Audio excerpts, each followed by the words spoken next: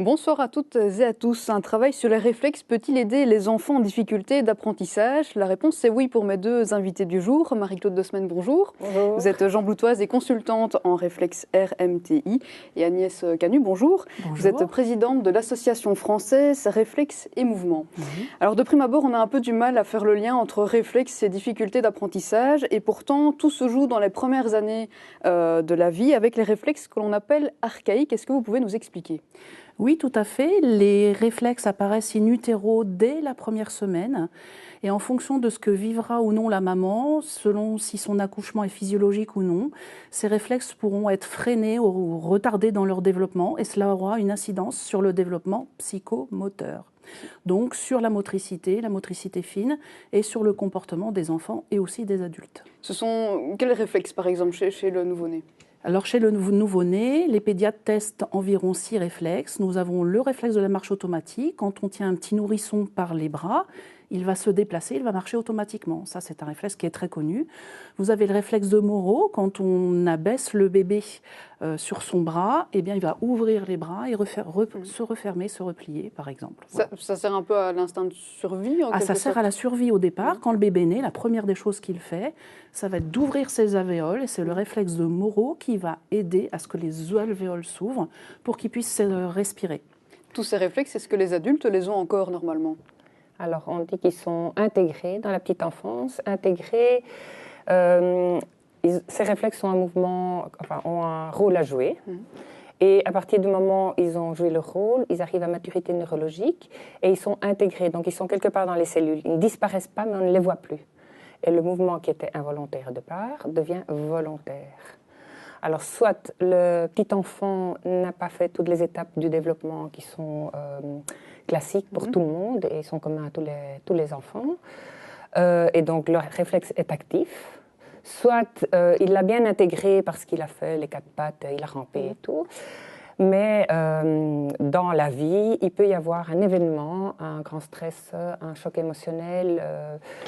Et alors à ce moment-là, le réflexe, il est réactivé. C'est pour ça qu'il est dans nos cellules, c'est parce que c'est une question de survie et la nature est bien faite. Donc on les a en nous et on peut les réactiver pour survivre à l'événement en question. Donc les adultes peuvent aussi avoir ces réflexes qui se redéveloppent par après et qui peuvent leur poser des problèmes. Oui, qui se réactivent tout à fait. Par exemple, lors des attentats, chez nous en France, au Bataclan, des personnes ont dû faire le mort pour survivre.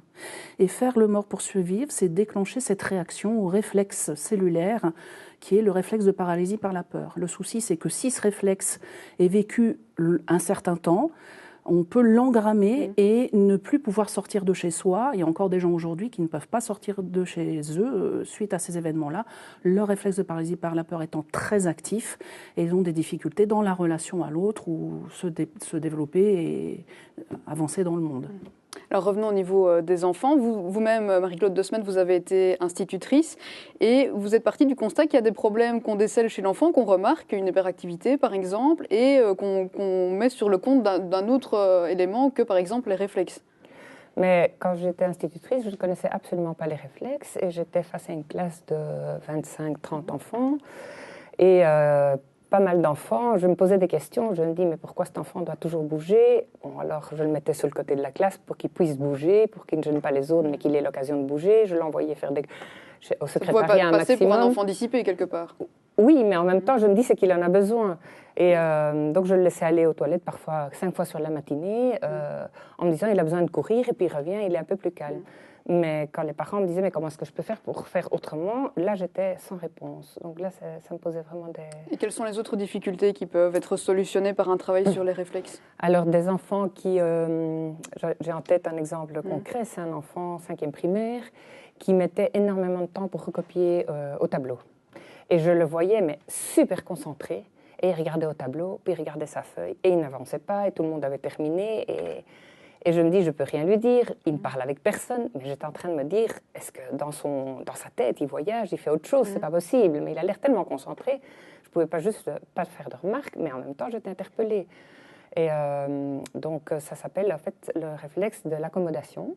c'est un réflexe postural. Donc, on pourra revenir peut-être tout à l'heure pour expliquer la différence entre le réflexe archaïque et postural. Bah, vous pouvez vite nous l'expliquer, peut-être. Oui, bien sûr. Donc, le réflexe archaïque, ce sont les réflexes donc, qui émergent ce dont on a parlé in utero, voilà, et qui s'intègrent.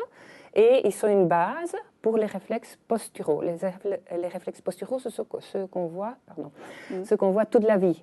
Donc, quand vous trébuchez, vous allez mettre les mains en avant, on reçoit un objet près de soi, on ferme les yeux. Ce sont des mouvements involontaires, réflexes mouvements involontaires. Et alors, par rapport à justement la difficulté de recopier au tableau, c'est l'accommodation. Donc, l'accommodation, c'est le temps qu'on met pour que ce soit net de loin. Et puis, net de près. Donc, on accommode les yeux. Donc, c'est comme des jumelles.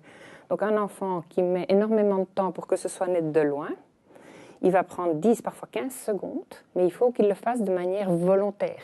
Et ce n'est pas... Normalement, c'est involontaire, c'est net, net, net, net. Et il va mettre tellement, il va tellement mettre d'énergie là-dedans qu'il va lire ce qui est au tableau. Quand il va revenir sous sa feuille, il va devoir accommoder. Ça va lui reprendre de nouveau beaucoup d'énergie. Il a oublié ce qui était noté au tableau, donc il va faire des fautes et il va oublier une partie des mots et il sera très lent. Alors pour solutionner, mais il y a des tas d'exercices. Oui, voilà justement, donc c'est ce que vous proposez, notamment vous organisez des séances à Jean-Blou. Concrètement, c'est par des petits exercices qu'on va réussir à solutionner tous ces problèmes physiques, émotionnels?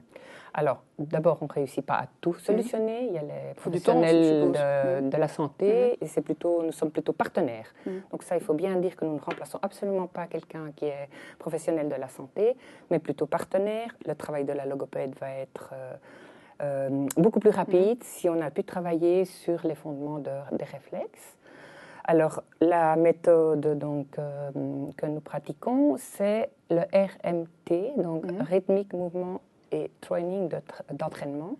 Et c'est basé sur des mouvements rythmiques qui sont pris du nouveau-né. Donc, observation du nouveau-né. Le nouveau-né fait tout le temps des micro-mouvements.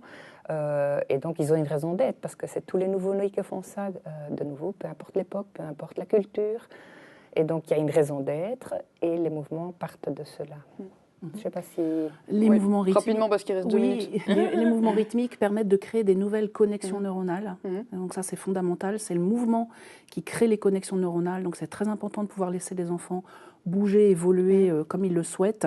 Et aussi favorise la création de la gaine de myéline. Voilà, c'est ce que je voulais rajouter. Et ici, il y a quelques jours, on va voir quelques photos. Vous étiez à Jean-Blou pour une conférence qui a attiré énormément de monde. Il y avait plus de 300 personnes, je crois, près de 400.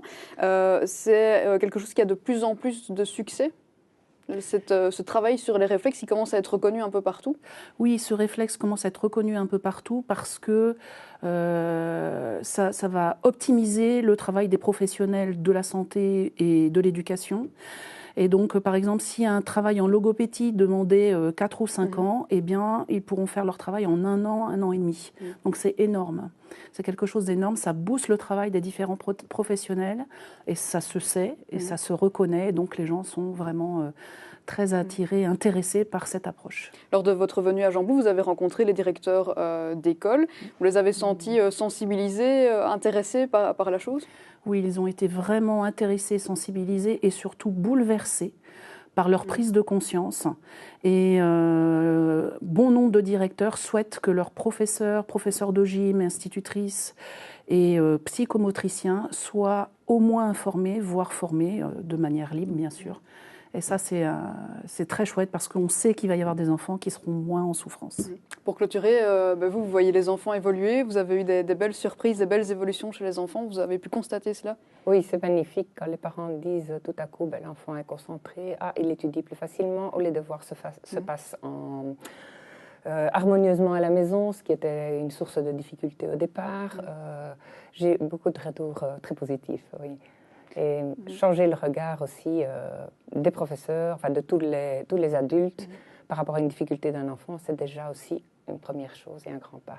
Merci beaucoup à toutes les deux d'être venues sur notre plateau. Merci beaucoup. Et merci à vous de nous avoir suivis. Passez une très bonne soirée sur Canal Zoom. Au revoir.